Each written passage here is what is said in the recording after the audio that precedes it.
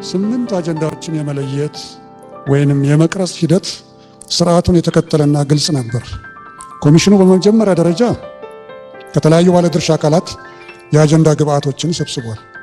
ቀጥሎም የአጀንዳ ቀረጻ የአሰራር ስርዓትን በማዘጋጀት አጀንዳዎችን በየፈርጁ ማደራጀትና ማጠናቀር እንዲሁም ቅድሚያ የሚሰጣቸውን አጀንዳዎች መለየት ችሏል። በመቀጠልም እጅግ መሰረታዊና ሀገራዊ ፋይዳ መስፈርቶችን መሰረት በማድረግ በኮሚሽኑ ምክር ቤት ሰፊ ውይይት ተካሂዷል። በዚህም መሰረት ሀገራዊ አጀንዳዎች ተጣርተዋል። በሀገር ደረጃ ምክክር የሚደረግባቸው ከማይደረግባቸው ተለይተዋል። ከዚህም በኋላ ኮሚሽኑ ሀገራዊ ተብለው በተለዩ አጀንዳዎች ዙሪያ ከተለያዩ ባለድርሻ አካላት ጋር በመወያየት ሀገራዊ ምክክር አጀንዳዎች የመጨረሻ መልክ እንዲይዙ አድርገዋል። እነዚህ የተመለከቱት 8 አጀንዳዎች ዋና ዋና ጭብጦች ሲሆኑ ለእያንዳንዱ አጀንዳ ዝርዝር ንዑስ ጭብጦች በተናጠል ተዘጋጅተዋል። እነዚህም ዝርዝር ጉዳዮች ለተሳታፊዎች እንደ መሪ ጥያቄዎች ሆነው በምክክሩ የሚያገለግሉ ይሆናል። 8ቱ አጀንዳዎች እንደሚከተለው ይቀርባሉ። አጀንዳ ቁጥር 1 የሀገር ግንባታ 1 የማንነትና የሀገር ባለቤትነት ጉዳዮች እዛው ስር 2 ታሪክና ማንነት 3 የጋራ ሀገራዊ ማንነትና እሴቶችን የሚመለከቱ ጉዳዮች እዚያው ስር 4 ሀገር ግንባታ እና ብዝሃነት አስተዳደር ጉዳዮች 5 የቋንቋ ጉዳዮች 6 የባህል ታሪክና ቅርስ ጥበቃ ጉዳዮች እንዲሁም ሌሎችም በርካታ ጉዳዮች። አጀንዳ ቁጥር 2 የመንግስት አደረጃጀትና ቅርጽ እንዲሁም የፖለቲካ ስርዓት፣ የፖለቲካ ውክልናና የምርጫ ስርዓት 2 የመንግስት አደረጃጀትና ቅርጽ 2 የመንግስት አደረጃጀት አስተዳደር ስርዓት አይነት 2 የራስን እድል በራስ የመወሰን መብት በቅንፍ ውስጥ 39/1 213 የብሔር ብሔረሰቦች ትርጓሜ አንቀጽ 39/5 ህገ መንግስቱን ማለት ነው።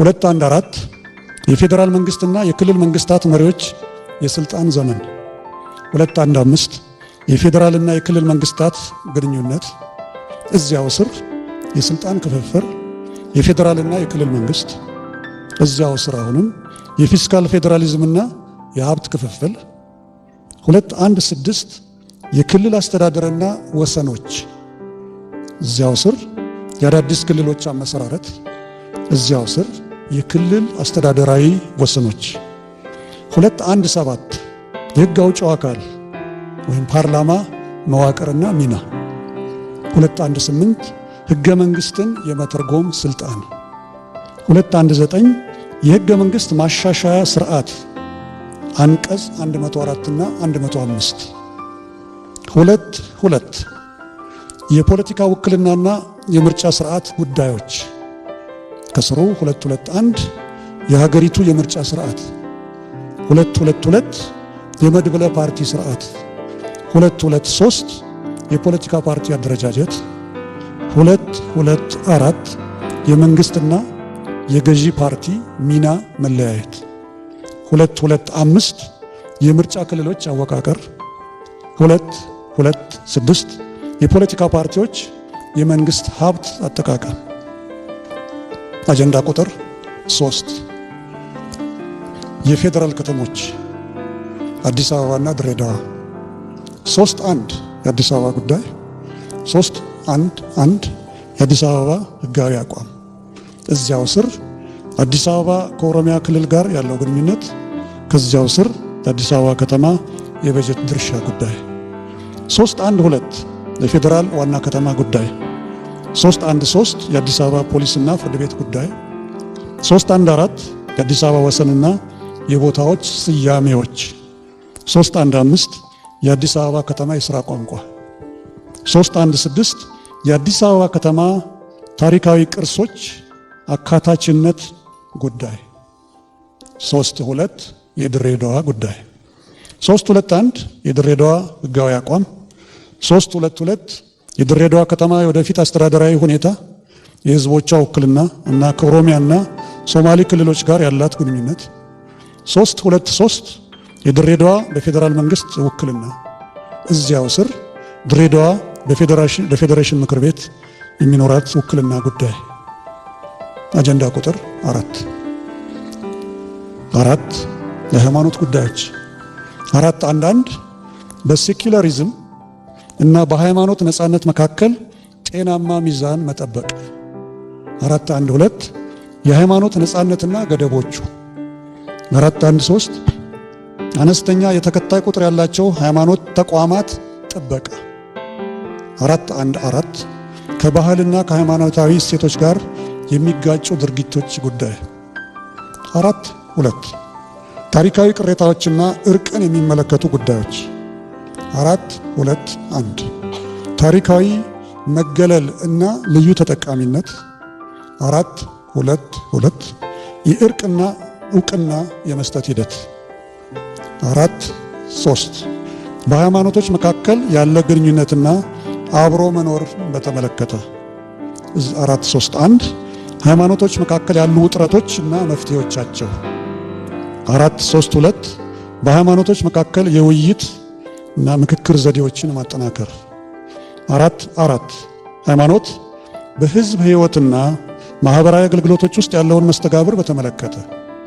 4.4.1 በህዝብ ተቋማት ውስጥ የሃይማኖት ሚና።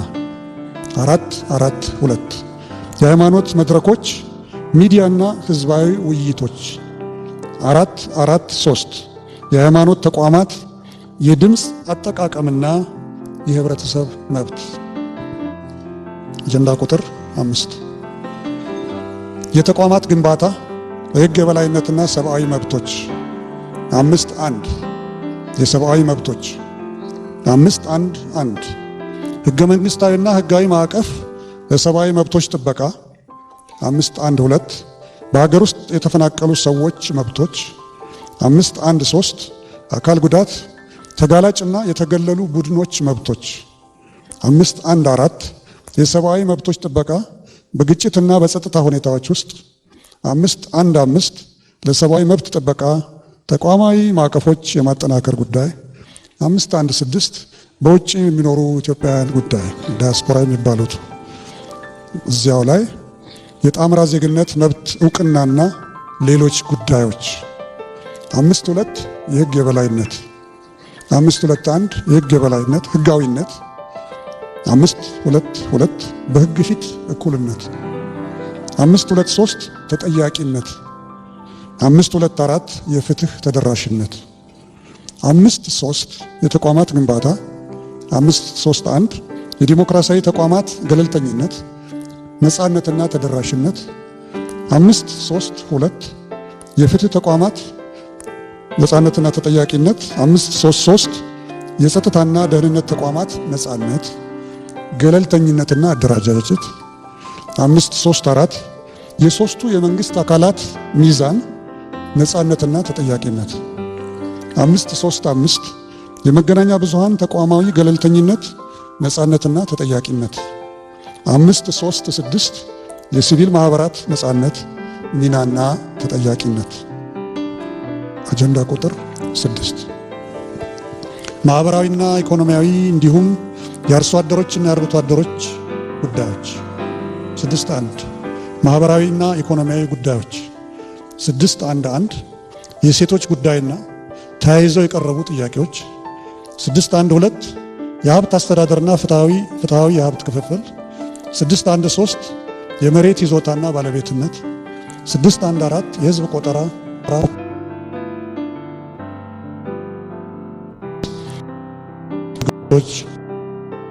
ትምህርትና የኑሮ ደረጃ።